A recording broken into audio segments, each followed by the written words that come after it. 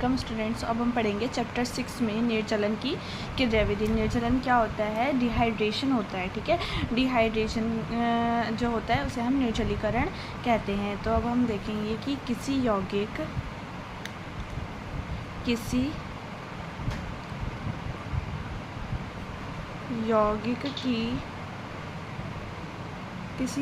से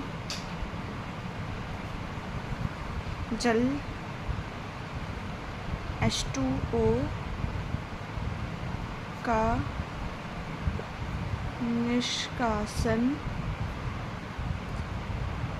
ये क्रिया सामान्यतः अल्कोहल्स के लिए, मतलब ये जो यौगिक होता है, ये मतलब ये जो निर्जलीकरण होता है किसी यौगिक से जो है H2O का निष्कासन, इसी को हम डिहाइड्रेशन कहते हैं।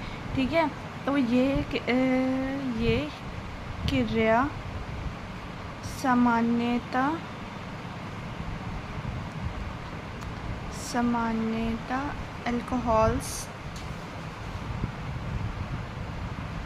अल्कोहल ठीक है, अल्कोहल्स के लिए लाई जाती है। ठीक है, अल्कोहल्स के लिए प्रयोग में लाई जाती है। ठीक है, जहाँ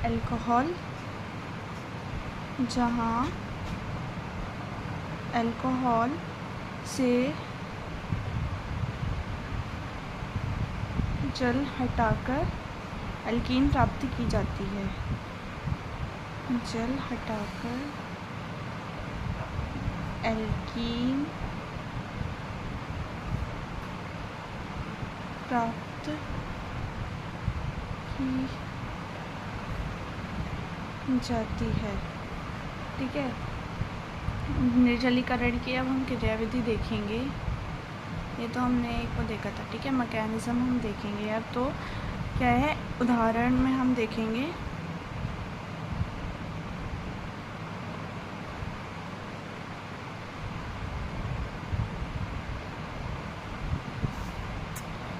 अब हम इसकी उदाहरण के लिए देखेंगे। उदाहरण के रूप में एथेनॉल को लें।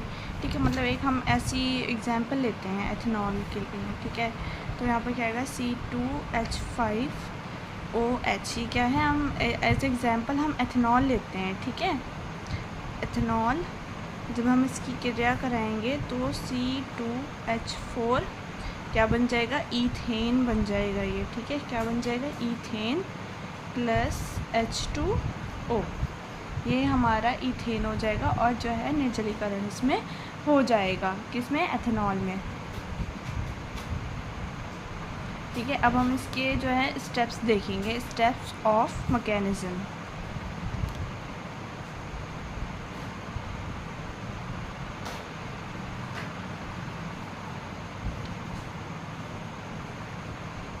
ठीक है, स्टेप्स ऑफ मैकेनिज्म हम देखेंगे। तो ये ठीक है, तो ये जो होते हैं ये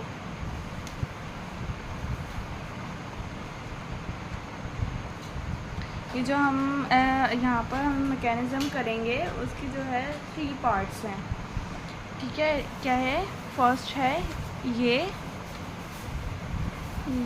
यूनिमॉलिक्यूलर एलिमिनेशन अभिक्रिया है। ठीक है, इसके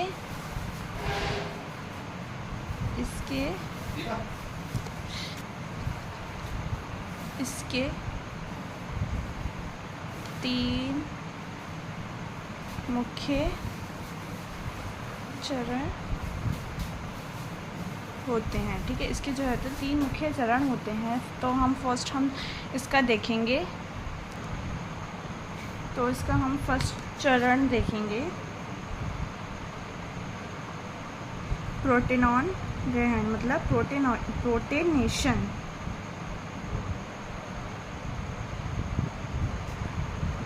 मतलब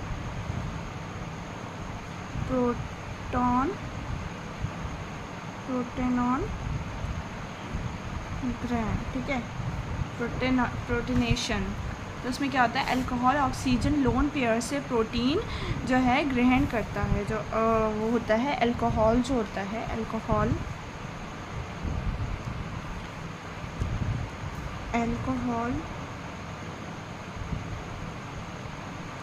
ऑक्सीजन लोन पेयर से करता है, ठीक है, ग्रहण ऑक्सीजन लोन पेयर से प्रोटॉन मतलब H ग्रहण करता है, ठीक है। तो ये कितना हो गया, CH3 इस पे लोन पेयर है हमारा, ठीक है।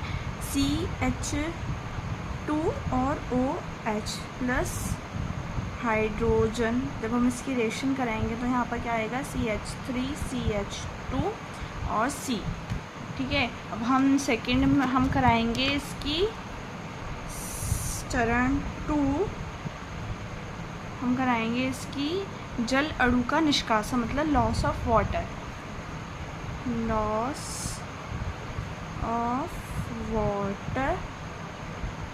जल अणु का निष्कासन,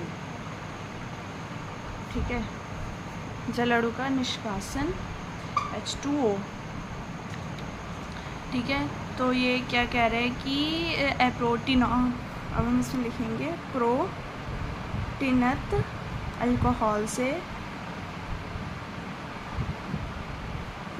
अल्कोहल से जल जो है हमारा H2O बाहर निकल जाता है,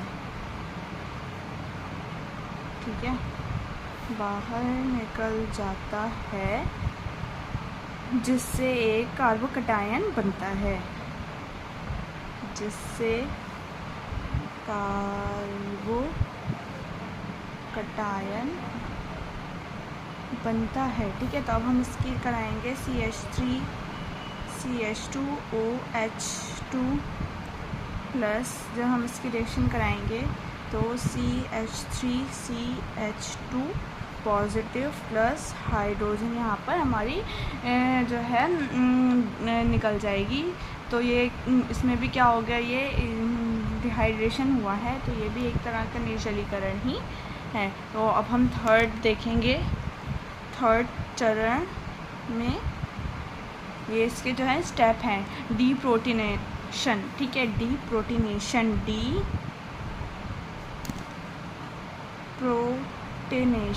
ठीक है। डीप्रोटीनेशन में क्या आएगा कि कार्बोकटायन से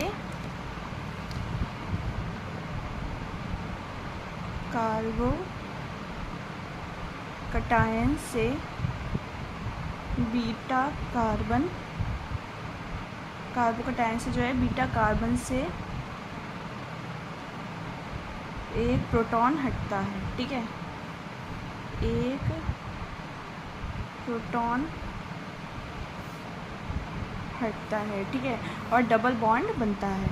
जब एक प्रोटॉन हटेगा बीटा कार्बन से तो क्या बन जाएगा, डबल बॉन्ड बन जाएगा, और डबल बॉन्ड बनता है। तो हम इसकी रिएक्शन कराएंगे CH3 CH2 प्लस रिएक्शन कराएंगे तो क्या बचेगा, CH2 डबल बॉन्ड CH2, ठीक है, CH2 double bond CH2 plus यहाँ पर जो है हाइड्रोजन निकल जाएगी इस तरीके से, ठीक है।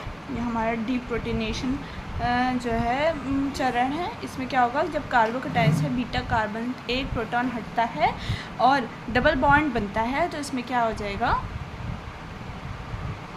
सॉरी, जो हमारे इसमें ये नहीं आएगा, ठीक है, H2O नहीं आएगा यहाँ पर, ठीक है, क्योंकि यहाँ पर कुछ है ही नहीं, H2O है ही नहीं यहाँ पर हमारा कुछ, ठीक है। तो बस ये रिएक्शन जो है यहीं तक ही एंड हो जाएगी, CH2 डबल बॉन्ड CH2, और ये बैलेंस भी हो गई, CH2 डबल बॉन्ड CH2।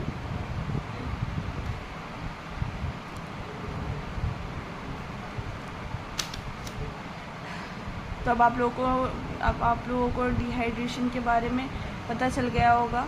ठीक है।